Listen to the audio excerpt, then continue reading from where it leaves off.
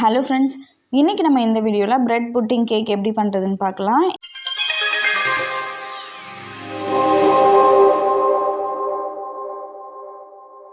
இந்த கேக் பண்ணுறதுக்கு 250 கிராம் அளவுக்கு ப்ரெட்டை இந்த மாதிரி தூள் பண்ணி எடுத்து வச்சுருங்க.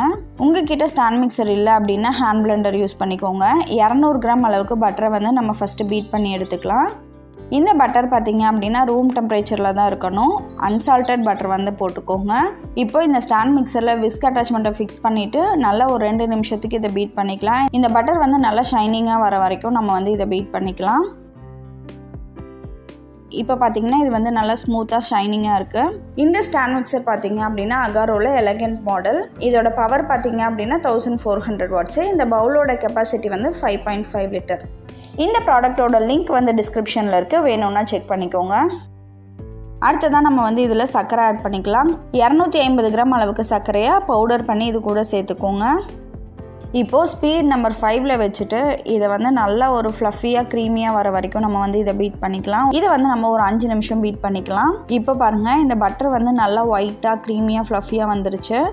இந்த அளவுக்கு நல்லா கலர் சேஞ்ச் ஆன பிறகு இதில் 6 முட்டை சேர்த்துக்கோங்க. இந்த 6 முட்டையை அட் அ டைமில் சேர்க்காம ஒன்றா நம்ம சேர்த்து நல்லா மிக்ஸ் ஆகி வந்த பிறகு அடுத்த முட்டையை ஆட் பண்ணிக்கோங்க. நம்ம எடுத்துருக்கக்கூடிய இந்த மெஷர்மெண்ட்டுக்கு நமக்கு 1 கிலோ அளவுக்கு இந்த புட்டிங் கேக் கிடைக்கும். இப்போ பாருங்கள், 6 முட்டையும் சேர்த்தாச்சு. இந்த பேட்டர் வந்து இந்த கன்சிஸ்டன்சிக்கு வந்துருச்சு. இப்போ வந்து இதில் நம்ம மில்க் எசன்ஸ் ஆட் பண்ணிக்கலாம். இந்த புட்டிங் கேக்குக்கு வந்து நீங்கள் மில்க் எசன்ஸ் ஆட் பண்ணுங்கள், அப்படி இல்லைனா பைனாப்பிள் எசன்ஸ் ஆட் பண்ணிக்கோங்க. நான் வந்து இன்றைக்கி 2 டீஸ்பூன் அளவுக்கு மில்க் எசன்ஸ் ஆட் பண்ணியிருக்கேன். இது கூடவே 4 ஏலக்காயை பவுடர் பண்ணி சேர்த்துக்கோங்க. அடுத்ததாக இதில் வந்து நம்ம 50 ml அளவுக்கு எண்ணெய் சேர்த்துக்கலாம். இப்போது நம்ம ஸ்டாண்ட் மிக்சரை ஆஃப் பண்ணிவிட்டு இதில் வந்து நம்ம ரெடி பண்ணி வச்சுருந்த ப்ரெட் தூளை சேர்த்துக்கலாம். இது கூடவே 2 டீஸ்பூன் பேக்கிங் பவுடர் சேர்த்துக்கலாம். 2 டேபிள் ஸ்பூன் மில்க் மெய்டும் சேர்த்துக்கோங்க. இந்த மில்க் மெய்டு எதுக்காகன்னு பார்த்தீங்கன்னா அந்த மில்கோட ஃப்ளேவர் வந்து வரதுக்காக தான். சப்போஸ் உங்கள்கிட்ட மில்க் மெய்டு இல்லை அப்படின்னா 2 டேபிள் ஸ்பூன் அளவுக்கு பால் கூட சேர்த்துக்கோங்க. இப்போது இதை வந்து நம்ம ஒரு ஸ்பாச்சுலா வச்சு நல்லா கலந்து விட்டுறலாம். அவ்வளோதான், நம்மளோட கேக் பேட்டர் ரெடி ஆகிடுச்சு. இதை வந்து நம்மளோட கேக் பேனில் ஊற்றி நம்ம பேக் பண்ணிக்கலாம். இந்த கேக் பேனோட சைஸ் பார்த்திங்கன்னா 12x12 ஸ்கொயர் கேக் பேன் தான் எடுத்திருக்கேன். இதில் நம்மளோட கேக் பேட்டரை ஊற்றிட்டு மேலே கொஞ்சமாக முந்திரியை தூவிட்டுக்கோங்க. 10 முந்திரியாக சின்ன சின்ன பீசஸாக கட் பண்ணி இதுக்கு மேலே வந்து கொஞ்சமாக ஆட் பண்ணிக்கலாம். இப்போது இதை வந்து நம்ம ஏற்கனவே ப்ரீஹீட் பண்ணி வச்சுருக்க அவனில் உள்ளே வச்சிடலாம். 170 டிகிரி செல்சியஸ்க்கு 10 நிமிஷம் ப்ரீஹீட் பண்ணி வச்சுருக்க அவனில் பாட்டம் ரேக்கில் தான் வைக்கிறேன்.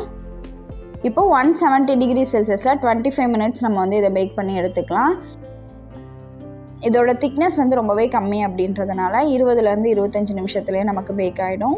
சப்போஸ் நீங்கள் வந்து இதே கேக் பேட்டரை நீங்கள் 10 இன்ச் ஸ்கொயர் பேன்லேயோ 11 இன்ச் ஸ்கொயர் பேன்லேயோ வைக்கிறீங்க அப்படின்னா இன்னும் கொஞ்சம் டைம் அதிகமாகும். அதுக்கு தகுந்த மாதிரி பார்த்து வச்சுக்கோங்க. இப்போ பாருங்கள், நல்ல டேஸ்டியான புட்டிங் கேக் சூப்பராக ரெடி பண்ணியாச்சு. இப்போது இது வந்து நல்லா ஆறின பிறகு நம்ம கட் பண்ணி எடுத்துக்கலாம். இந்த கேக் பாருங்கள், நல்லா சூப்பராக சாஃப்டாக வந்திருக்கு. இந்த கேக் ரெசிபியை நீங்களும் உங்கள் வீட்டில் ட்ரை பண்ணிவிட்டு உங்களோட ஃபீட்பேக்கை கமெண்ட்டில் சொல்லுங்கள். இந்த வீடியோ உங்களுக்கு பிடிச்சிருந்ததுன்னா உங்களோட ஃப்ரெண்ட்ஸ் அண்ட் ஃபேமிலி கூட இந்த வீடியோவை ஷேர் பண்ணிக்கோங்க. நன்றி.